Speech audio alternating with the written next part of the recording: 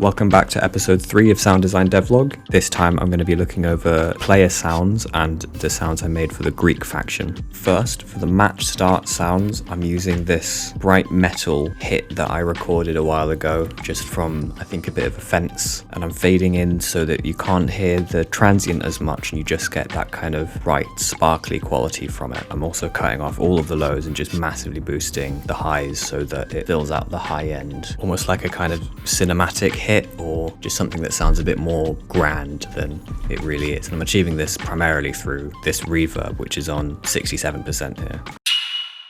And I'm layering that with the same recording but pitched down 22 semitones and taking off the transient of that as well, just so it kind of sounds like a more complex sound in the high end. And I'm using some air and a bit of vinyl to wobble the pitch a bit on that so that it has a more full metal sound, almost like a large gong or something, even though it doesn't have the resonance of a gong. I wanted it to seem like the match starting is this kind of official event that's happening in the world of the game.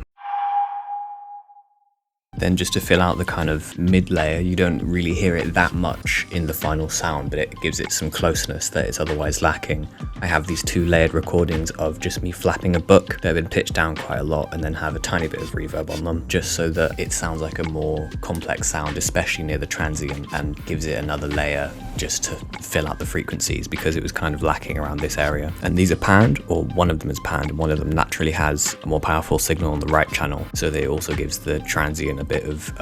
stereo width as well, which is kind of lacking at the moment. I'm also layering that with this low impact sound that I recorded, which is, I think, just another bit of metal, but again, I've taken the transient off and I'm mainly using that to fill out the low mids and also give it some stereo width at the tail with this auto pan. And for the transient, I have this kind of 3-part transient, with the first part being just the very start of the same book flapping recording with my kick template on it, which is just some compression, some EQ to take out the highs, and some saturation.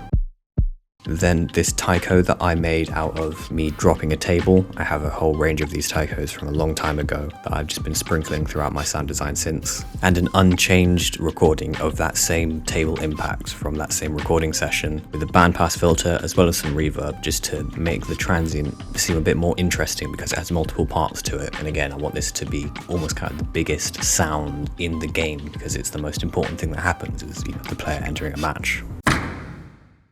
And the high frequencies are actually rolled off of this recording because I wanted it to be loud in the transient, but then the noise floor tends to kind of creep up into the high end the longer the recording goes on. So instead of just cutting it off unnaturally, I'm letting the main part of it ring out while just taking off some of the noise in the high end.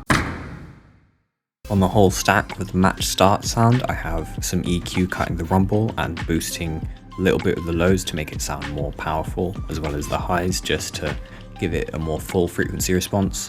A fair amount of compression just to glue the whole sound together and make sure that the tail has a lot more power and that you kind of feel the impact of it for a while after the initial sound happens. Multi-band dynamics, making sure that the high end stays around for a bit longer but that the low end kind of falls off a little bit shorter, because I think having an obnoxious rumbly low end for multiple seconds in a row can get a bit ear fatiguing. And here's how the match start sounds all together. For the turn, start and end sounds, I wanted them to seem like they were from the same sound palette but different so that the player can get used to them and learn whether their turn is starting or ending without even necessarily having to look at the game. Similar to things like Hearthstone where they have very distinctive sounds and you can just tell what's happening through the sound alone. Partially how I'm doing that is using this recording of a toaster. The sound of the toaster kind of being pushed down is used for the turn end, and the sound of it popping back up is the sound for the turn start, which I thought kind of fit because the toast comes out of the toaster, something's ready, you need to act on it, similar to the turn starting. And it also gives it a nice mechanical higher layer. For the turn end, I'm using a frequency shifter on it just to give it a little bit of a different tone, perhaps make it a bit less obvious that it is actually a toaster, as well as a bit of transient shaper just to pump up the initial transient and give the whole sound a bit more of a punchy quality. I'm also achieving this through this soft hit, which is just a recording of me hitting something. I don't actually remember what because I didn't write it down in the file stupidly. This steel tree recordings, which is just a large ornamental tree made of steel that I tapped and recorded because it had a really nice tail on it, it would just kind of wobble for a really long time. I have a kind of punchy version with the transient intact, being pitched down 12 semitones, but with a lot of the low end rumble cut off, and multiband dynamics just to get rid of that noise floor that again starts to creep up as the sound goes on, as well as a bit of reverb and auto pan to give the whole sound some stereo width, because all of these recordings currently are in mono. And that's being layered with another recording of that same steel tree, but with the transient taken off and pitched way down, with all the highs and mids taken off to give the sound some rumble and a bit more weight, because it currently doesn't have a lot in the low end, especially in the tail of the low end. Altogether, the turn end sounds like this. And for the turn start, there's that toaster sound again.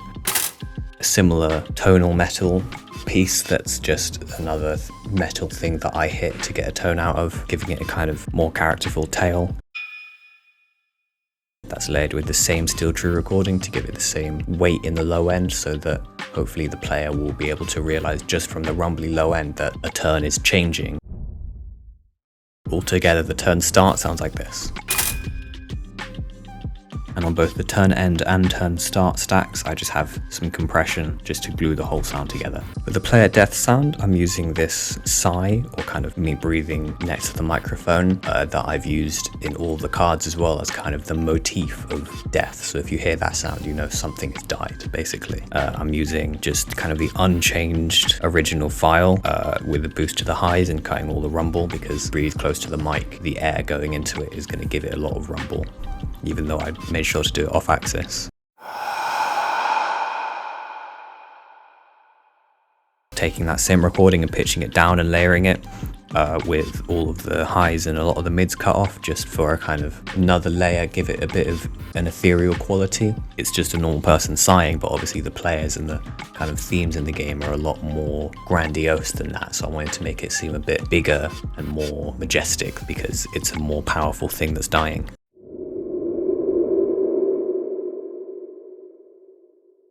And that's being layered with this table convolution, which is basically a whole series of sounds that I just made and put in the vault of me scraping tables around and then convolving those recordings against each other to get really kind of ethereal, ghostly, and quite low usually tones and ambiances. This is a shorter one that I had. I'm just pitching down a little bit and leaving fairly untouched because I wanted it to be kind of the main layer, especially because it doesn't have a lot of high end anyway, so the sides are taking up the high end. Makes it a bit more kind of ominous, especially because it's a lot more tonal than the sides.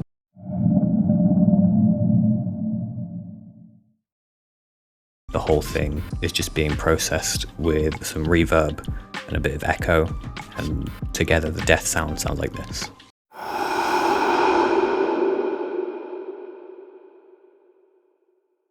Onto the Greek faction. Obviously this contains a lot of kind of Greek gods and is supposed to be very kind of powerful in a more natural way than perhaps the more fantasy-like power of the old gods and the cosmic horror.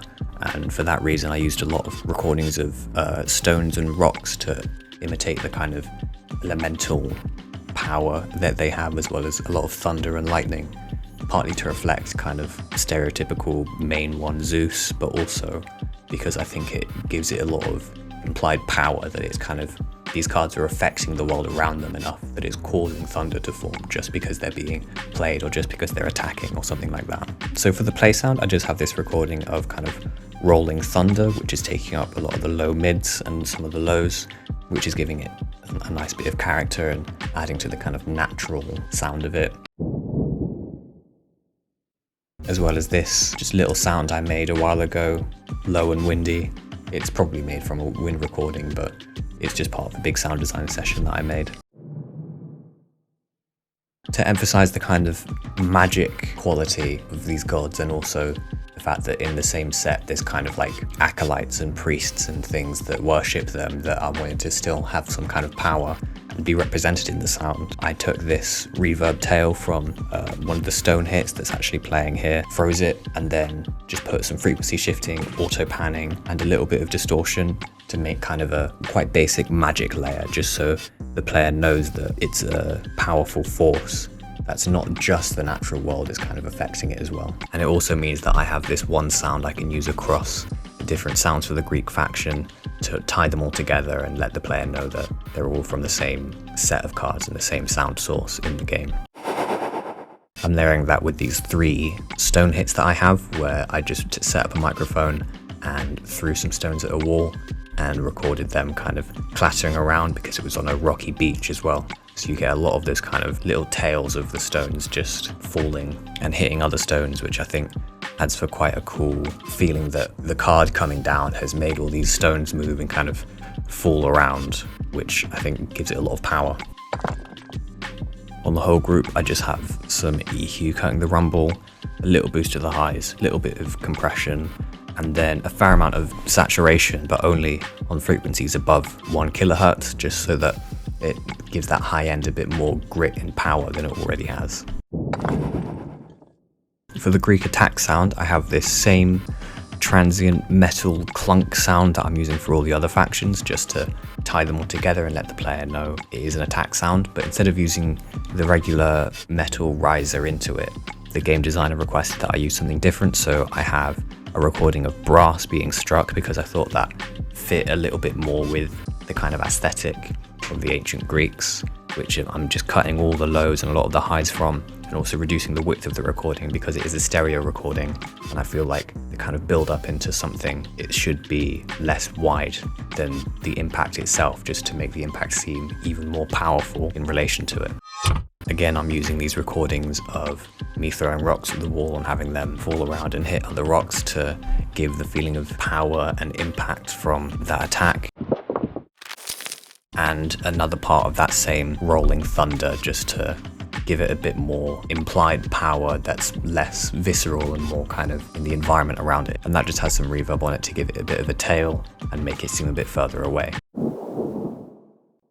This group of just thunder and rocks has track spacer on it being sidechained to the main transient, just because I want to keep that low end, but I obviously want the low end of the transient to punch through and be more powerful, as well as a little boost to the highs, because a lot of these recordings are pitched down and they still need a presence in the high end, especially in the tail. On the whole stack, again NC17, bit of compression and distortion, again a little bit of compression, saturator, just giving it some above 500 hertz to give it a bit more grit and danger, and EQ, again just cutting the very low rumble, giving it a boost in an area where it seemed like the sound was lacking and it was sounding a little bit weak because those high mids weren't really being represented. Here's how the attack sounds all together. For the Greek death sound, again, some rock falling recordings. I'm making sure to use different ones for every sound so that it doesn't get repetitive or samey. Some more thunder cracks. And that same stone freeze reverb tail that I had before, which kind of gives it a bit of a magical quality. And again, that sigh or breath that I use for all the death sounds, with a little bit of reverb on it. And then on the whole stack, EQ to boost the lows, because I think something kind of somber like that should be more focused on the lows than the highs. Some compression just to glue it together, and a little bit of NC17 to make it a bit even more compressed and make sure that the sound kind of stands out in the mix, because it is quite focused on the lows, and the overtones from the distortion of NC17 will give it a little bit more presence. Here's how the death sound is all together. For the Greek wind sound, I have the same cinematic percussion and trio of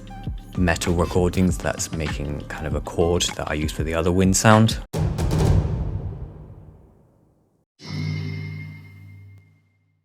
As well as that same low and windy recording, just to give it some rumble in the low end and make sure that it's seen as, again, quite a momentous event that's having a lot of effect. So I think having a rumble in the low end can really convey that subconsciously.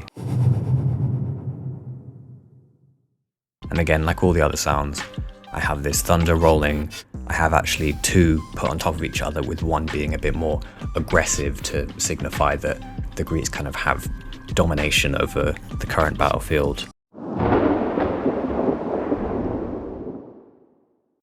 And the magic sound that I made before to make sure people know it's a Greek sound, and to glue all of them together. The two thunder recordings are panned slightly, and on that group there is a track spacer which is sidechaining the low end to that low and windy sound, just so that they can come through a little bit before the low and windy to give some power in the low end to the transient, but then the rumble kind of takes over for the tail because I think it's a bit more effective in that. Some saturation, but mainly affecting frequencies over 470 Hz, a little bit more NT17, EQ8 to cut out a kind of annoying low resonance, but boosting the lows other than that, and taking out some of the highs because there was a bit of a noise issue in the highs as well. Some reverb to give the whole sound more of a tail and to make it sound a bit more far away and big. And then on the whole stack, I have some EQ cutting the very low rumble and boosting the highs because there wasn't a lot of high end in these recordings and I wanted it to seem like a really full frequency sound to give it as much power as possible, as well as just some compression to glue the whole thing together. Here's how the wind sounds all together.